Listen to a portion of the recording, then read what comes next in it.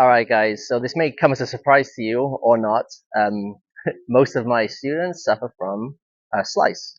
They are over the top golfers.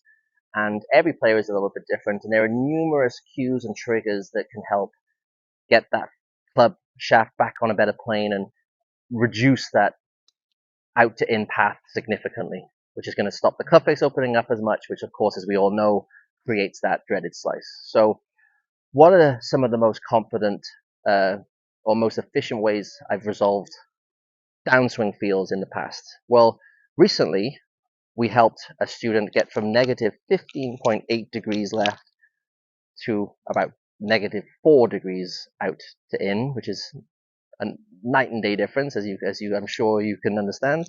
And this is how we did it. This was him originally. Okay, Cub would travel back to backswing on a relatively decent plane. Elbow was a little high for my liking because that's obviously the start of the problem. And then from here, everything was a little too rigid and tight here, shoulders protracted. And what would happen was the chest would square up right away, square to open up right away. Okay, there's your out to in. So to combat that, I encouraged him to not worry so much about rotation. Now, rotation is a word that I use a lot, golf instructors use a lot, announcers on TV use a lot. So I understand rotation is important. The trouble is, in my opinion, that it's utilized far too much, and also in the very, very worst places. Trackman's GC quads, they don't measure what's really going on up here. They measure what's going on down there. So that indicates to me that rotation happens an awful lot later. So this is the pre-swing. This is the swing I had to work with. Elbow a little high, chest rotating over the top. Yuck. Not fun at all. The solution for him particular, now I understand this isn't going to work with everybody, nor should you prescribe it to everybody, but I wanted the player to feel like at the top of the backswing, they had a lot more distance at the top in their backswing. They were stretched a lot more. Their arm was a lot more relaxed here.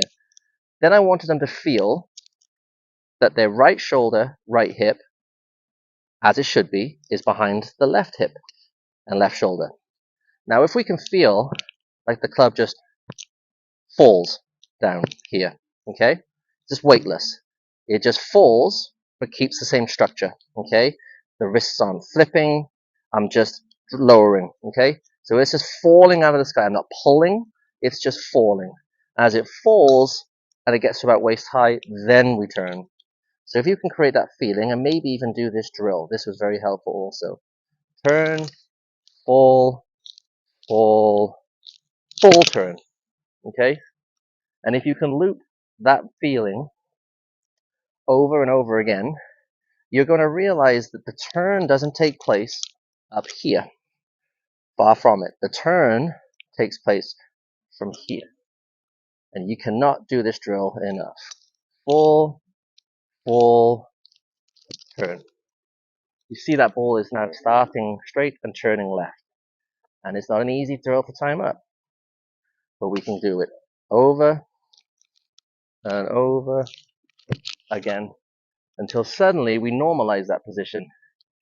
Too often I see a player try something, hate the feeling of it, reject it. Gone, wrong, can't do it, won't do it, it's going to make it worse.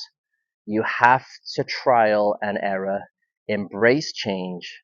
Don't panic when strikes go awry, which they will, because you're suddenly going to be in an unorthodox position.